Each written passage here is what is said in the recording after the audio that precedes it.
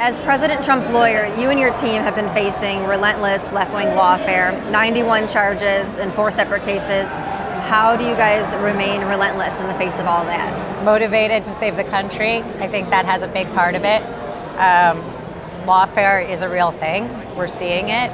You know, they can't stop him with the votes, so they're trying to find other ways and get creative, and they've used the justice system, unfortunately, to do so. So, you know, we're motivated, we have a great team, and the facts are on our side. The law is on our side. The problem is that we have corruption, you know, and politics permeating our judicial system. So as long as we can get some people who really put their robes on and take it seriously and get rid of some of the corruption in these, you know, Soros backing AGs and DAs, we'll be okay. What is your message to people who might be saying, you know, I'm just so sick of all this that's going on and I just want it all to go away?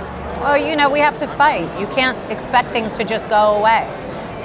If you care about the Constitution, if you care about the country, get up and vote. That's what individuals can do. Don't think that, you know, your state's red, so you don't have to go vote. You got to get up, you got to vote, you got to do your part. So it's very important, and I think that they should, you know, don't despair. We only have a little bit more time left, so everybody, if anything, we've got to get charged up.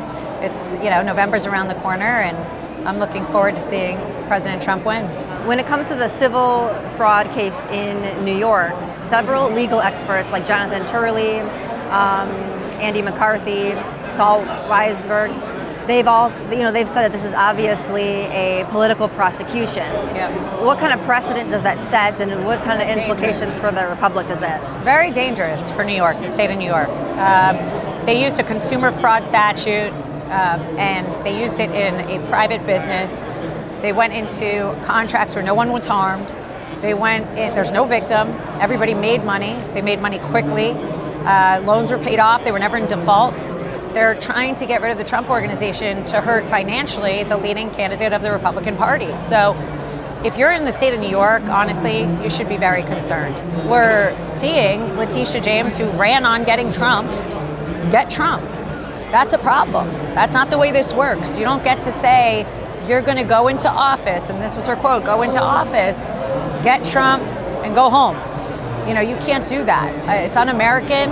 It's not the way AGs are supposed to operate. They're supposed to protect the city. And meanwhile, the state of New York is falling apart.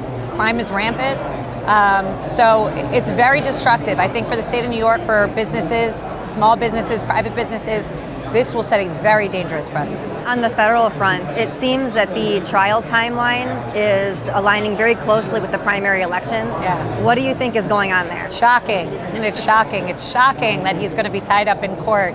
You know, it's like what I said before. They can't beat him. So they have to use, you know, corrupt methods, lie, cheat, and steal. And part of that is tying him up in court so that he can't be out in Iowa and he can't be out where he needs to be campaigning. Whether they win or lose, they don't care. They've already, in their minds, done what they've wanted, and I think they would go so far as to try and put him in jail if they could. And it's a very frightening time. It's motivating the Republican Party, but it's a frightening time, and we'll just take each one head on. For my final question, if there's one just overall important thing that you would like people to understand about what's going on here in a nutshell, what would that be? The president has done nothing wrong in these cases. I know these cases. This is absolutely what he would call a witch hunt, but more importantly, election interference. So we have to overcome that. We have to get out and vote, and don't let it waver your faith. He's tremendous, and he'll get back in and clean it all up.